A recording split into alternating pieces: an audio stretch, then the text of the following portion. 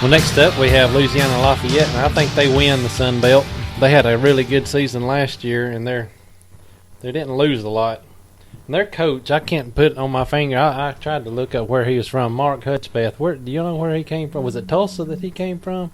I think so. It's out there, but he looks like a bodybuilder. The guy looks like he could play. He could start right now at linebacker for anybody in the country. And I watched the special. They had one of those all-access pass things on ESPN, and they highlighted the Louisiana Lafayette program. I watched that. And of course, they now I haven't looked at they still have the Harris kid that's from Gadsden City. Yeah, he's a senior. He's the running back. One time their whole backfield was from Alabama. Yeah, they open up with. I'm giving them their two losses are actually non-conference games to Ole Miss and Boise State, but the Ole Miss game's kind of iffy. Yeah, they could. Oh yeah, they could beat Ole Miss, but they open up with Southern and Louisiana Tech. Then they have Ole Miss and Boise State back to back. Those are both away games, and I've got them losing both of those, and then I have them winning the rest at Georgia State, at Texas State, Arkansas State, South Alabama, New Mexico State, Louisiana Monroe, Appalachian State, and Troy. Well, I've got the winner of that conference, Troy and Lafayette, battling. That's the last game of the season. We'll see right there. Yeah, that'll be their conference championship, I think. Well, maybe. Do they have a conference championship game? They don't. I think it'll be between Lafayette, Troy, and South Alabama. Mm-hmm. I'd kind of like to see South Alabama up there. They could, with an 8-4 record, if they could beat Lafayette, that's the only conference loss I was giving South Alabama. Losing one conference game, so I can very well see those three teams battling for it. I guess I like them because they're the Raging Cajuns.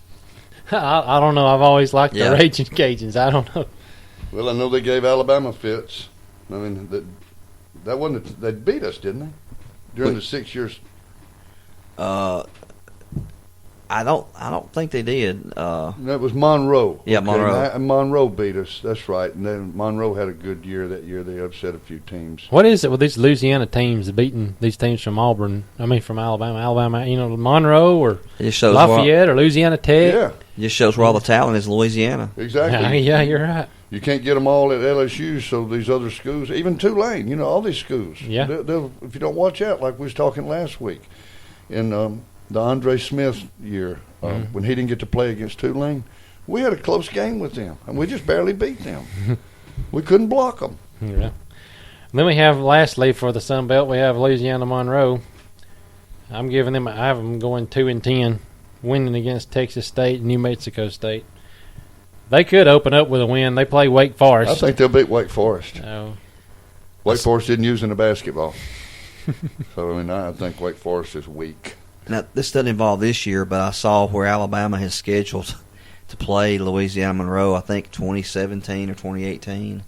And I'm just, I guess I'm kind of leery of playing some of these smaller schools, even though they beat Alabama the last time they play them. I mean, a lot of friends of mine are like, well, I want to play them because I want to beat them 55-0. I mean, I'm like, I could care less because that has nothing to do with what happened in 07. It's got nothing to do with what's going to happen in 2015. Nothing. Well, we'll find out a lot this year about this college playoff. Some of these teams that don't get in, maybe because they may go undefeated and not get in because their schedule is so weak.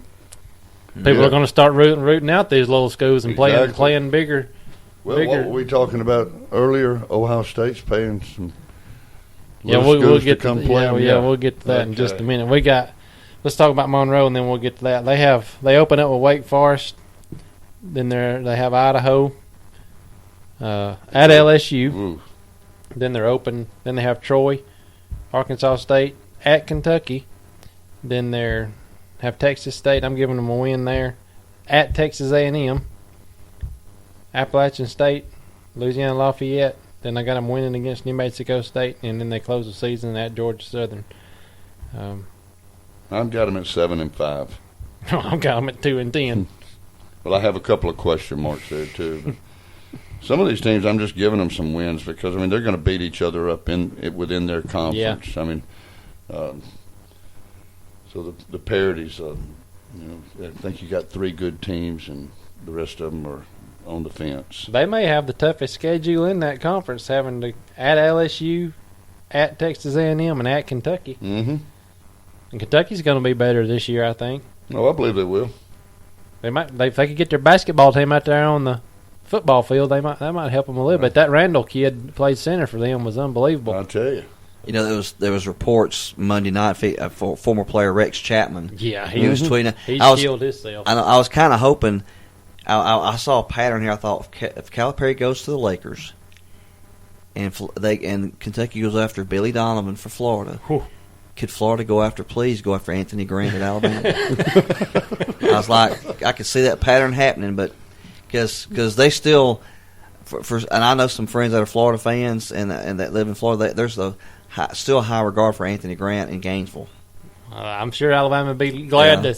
I don't know if Bill Battle let him go or not. Well, I tell you, I was glad we gave him another year. Yeah, I really am. That way, there's no excuse. Yes, I mean, let him have this one more year. Let's see what he can do, because we had high hopes for him, and he has had some injury problems and some discipline problems. But that's nobody's fault. You got those with every school. I mean, well, Kentucky's starting center didn't play in the last two games. Yeah, I know it. And they still. I mean, you've got to have these, just like with Georgia. They've been on Mark Richt for years because injuries and problems. But with the recruiting classes that Georgia's had, they ought to have people to step up, and that's the way the boosters in the university feel. Injuries aren't going to cause you to lose games. They don't accept that. Georgia, there was talk of them changing their nickname from the Bulldogs to the longest yard. I mean, they've had a time, and I like Mark Richt. I think he's a class guy. He's a class guy. Yeah, good Christian man, instills the right things in his players. But I mean, they have to get over that hump, or they're going to end up letting him go one year.